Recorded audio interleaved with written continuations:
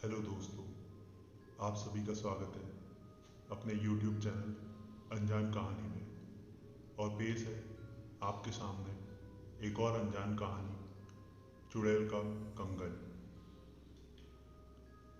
तो दोस्तों, एक बार की बात है, एक लड़की थी जिसका नाम सारिका था। सारिका 15 साल की लड़की जो छुट्टियों में अपने गांव अपने दादा दादी के घर घूमने जाती है। सारिका जब अपने दादा दादी के घर पहुंचती है तो उसके दादा और दादी अपनी पोती से मिलकर बहुत खुश होते हैं। पर यह बात किसी को नहीं पता थी कि जल्दी ही इनकी इस खुशी पर ग्रहण लगने वाला है। सारिका का कुछ समय अपने गांव में बहुत अच्छे से बीता। फिर एक दिन सारिका अपने सहेलियों के साथ गांव के बगीचे में खेलने गई। सारिका खेलते खेलते आम के पेड़ को देखती है। उसके बाद वो अपने सहेलियों से कहती है, अरे चलो आम तोड़ते हैं। सारिका पत्थर से आम तोड़ने की कोशिश करती है और उसके हाथ का पत्थर आम पर लग भी जाता है, जिससे आम गिर जाता है। पर आम गिरते हुए थोड़ी दूर मिट्टी में दबे एक पोटली के पास चला जाता है।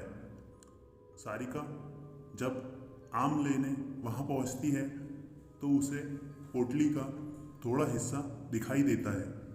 वो सोचती है कि आखिर ये है क्या। ये सोचकर वो उस पोटली को बाहर निकाल लेती है।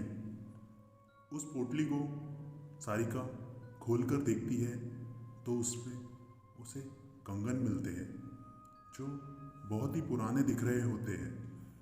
सारिका को यह पता भी नहीं था कि ये कंगन उसकी ज़िंदगी का सबसे भयानक हिस्सा बनने वाला है। वो कंगन उसे अपनी ओर आकर्षित कर लेता है, जिसकी वजह से वो उस कंगन को अपने घर लेकर चली आती है। घर आकर वो ये सारी बातें अपनी दादी को बताती है और वो कंगन भी दिखाती है जो उसे उस पोटली में मिले थे। फिर दादी ने जो कहा वो सुनकर सारिका डर से कांपने लगती है।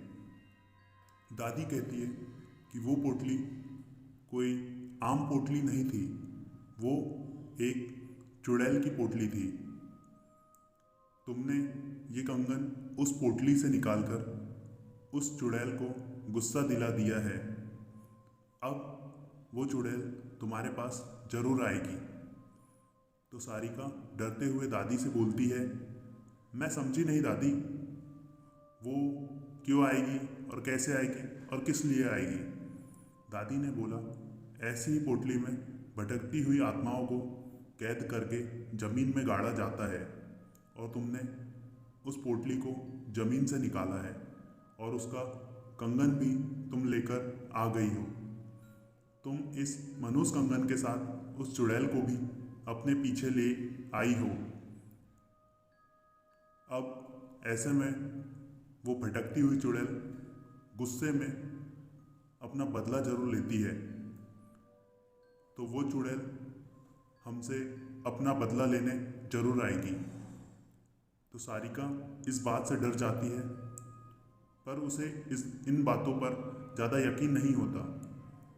वो अपने कमरे में जाकर सो जाती है। उसी रात को करीब 1 बजे उसके कमरे की लाइट जलने बुझने लगती है। तो सारिका की नींद अचानक खुलती है तो देखती है कि लाइट ही नहीं है। वो अपने बिस्तर के बगल रखे टेबल पर पानी पीने के लिए मुड़ती है।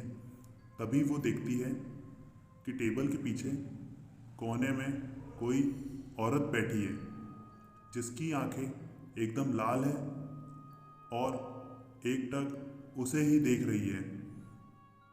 सारिका चिल्लाते हुए अपनी दादी के पास जाती है, पर दादी के कमरे में दादी उसको नज़र नहीं आती। वो बरामदे में जाती है तो दादी उसको ज़मीन पर गिरी मिलती है। सारिका अपने दादा को खोजने जाती है, पर उसके दादा उसे कहीं नज़र नहीं आते। जब वो पूरे घर में अंधेरे में खुद को अकेला पाती है तो डर के मारे बेहोश हो जाती है। सुबह उसकी नींद खुलती है तो उसे अपने दादा दादी दिखते हैं। वो अपने दादा दादी को सारी कहानी जो रात में उसके साथ बीतती है वो बताती है। दादी बोलती है, हम दोनों अपने कमरे में ही थे। दादी सब समझ गई। उन्होंने बोला, ये सब उस चुड़ैल का किया है। वो कंगन उस पोटली में वापस रखना होगा, वरना वो यहाँ से नहीं जाएगी। सारिका बोलती है, चलो ना दादी, अभी कंगन रख आते हैं। दादी बोलती है, नहीं अभी नहीं। उस चुड़ैल से पीछा छुड़ाना है तो तुम्हें अकेले ही वो भी रात में जाकर उस कंगन को वहाँ रखना होगा, क्योंकि वो तुम्हारे पीछे है। सारिका हिम्मत करके कहती है, ठीक है मैं जाऊंगी। दादी ने बोला, ये सब वो चुड़ैल इतनी आसानी से नहीं करने देगी। इसलिए दादी ने उसे रात में जाने से पहले एक मंत्रों से युक्त ताबीज उसके हाथ पर बांध दिया। अब सारिका रात होने के बाद अकेले बगीचे की तरफ निकलती है।